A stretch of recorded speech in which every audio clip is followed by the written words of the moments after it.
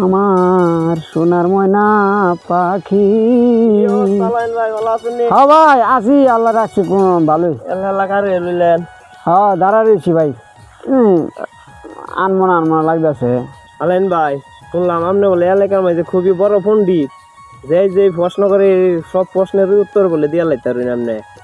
আজকে আমি আপনার একটা দাদা দিই, দাদাটা দিয়ে দেখছেন যে বাঙ্গাইতারুননি। ওরু বেটা, এর থেকে বড় বড় পণ্ডিত আমার হার মাইনে গেছে। আমি আসেন সকলে আমার লাগে দাদা দিতেন, কি দাদা দিবেন দেন। মনে করুন সাগরের মাঝে একটা শাপলা ফুল ফুটছে, মানে আপনি এই শাপলা ফুলটা সাগর থেকে কেমনে আনবেন? আমার দাদার রয়েছে এটা, এটা বাঙ্গাই নাম না।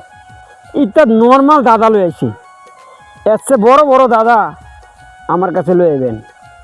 এই প্রাইমারি স্কুলের দাদা আমার আটকে দিতেন না, এর চেয়ে বড় বড় দাদা আমি বাঙ্গাই নেব।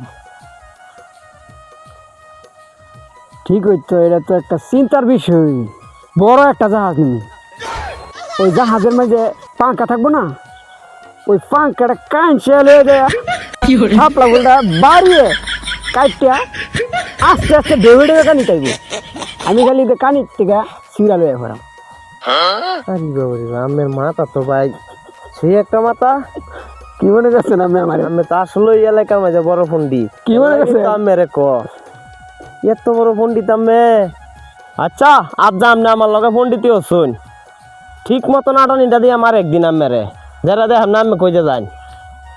আচ্ছা বড় বড় দাদা লয়ে যায়।